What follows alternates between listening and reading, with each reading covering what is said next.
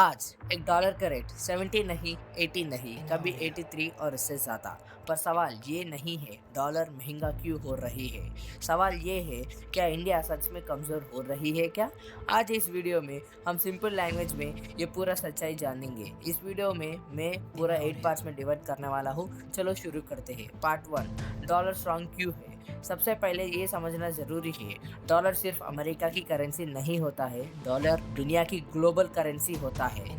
International trade, oil का payment, gold का price, foreign loan, सब कुछ डॉलर में होता है। जब पूरी दुनिया डॉलर यूज़ करती है तो नेचुरली उसकी डिमांड ज़्यादा हो जाती है, और जब डिमांड ज़्यादा हो जाती है तो वैल्यू ज़्यादा बढ़ जाती है।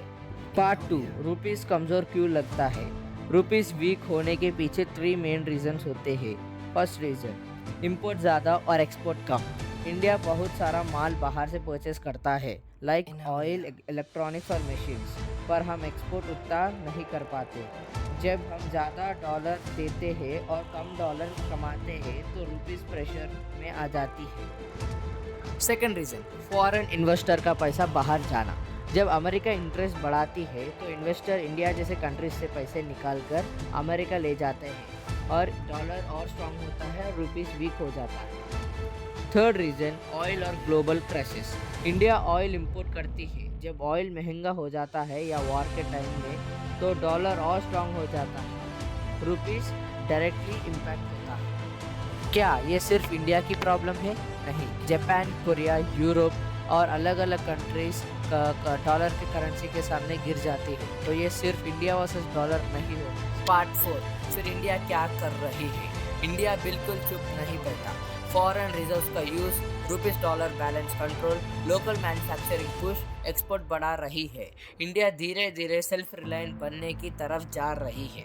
पार्ट 5, इंडिया इसे कैसे ओवरकम कर सकती है। स्ट्रॉन्ग एक्सपोर्ट बनाना। जब इंडिया ज़्यादा एक्सपोर्ट करेगी तो डॉलर खुद आएगा। मेक इन इंडिया सिर्फ स्लोगन नहीं, सोल्यूशन है। इंपोर्ट कम करना। सेकेंड वन, ऑयल डिपेंडेंसी कम करना होगी और renewable energy, EVS, local production, ये लॉन्ग टर्म सोल्यूशन होंगे। थर्ड वन, रुपी ट्रेड एग्रीमेंट। इंडिया कुछ कंट्रीज के साथ रुपीस में ट्रेड करना शुरू करी, जिससे डॉलर डिपेंडेंसी कम होगी। Fourth one, strong economy is equal to strong currency. जब जीडीपी बढ़ता है, जॉब्स बढ़ेंगे, इंडस्ट्रियल ग्रो होंगे, तो रुपीस अपने आप स्टेबल होगा। पार्ट 6, कॉमन मिथ तोड़े है। रुपीस गिर रही है इसका मतलब इंडिया फेल हो रही है, नहीं होता। और डॉलर हमेशा ऊपर जाएगा, ये सच नहीं होता है। करेंसी मूवमेंट नॉर्मल होता है। स्ट्रॉन्ग करेंसी वो होती है जो लॉन्ग टर्म में बैलेंस बना रही है। तो अब में इंटरेस्टिंग चीज़ में आते हैं। आज हर इंडियन के दिमाग में एक ही सवाल है, क्या इंडियन रुपीस डॉलर के बराबर हो सकती है क्या। Simple meaning, $1 is equals to 1 rupee. सुनने में बहुत अच्छा लग रहा है, क्या ये प्रैक्टिकल हो सकते हैं क्या, देखेंगे। चलो आगे। पार्ट 7, सबसे पहले एक बड़ा कन्फ्यूजन क्लियर करेंगे। रुपीस और डॉलर का रेट देश की इज्जत का स्केल नहीं होता है।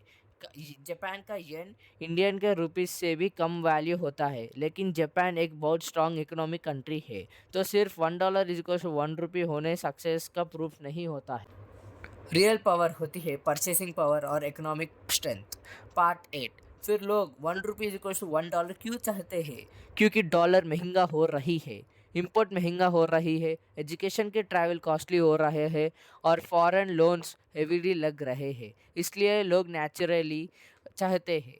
अगर इंडिया ऐसा ही जीडीपी पे फोकस कर रहे हैं और लॉन्ग टर्म में प्लान करते हैं तो $1 इज इक्वल टू 1 रुपी नहीं, उससे ज़्यादा भी कर सकते हैं।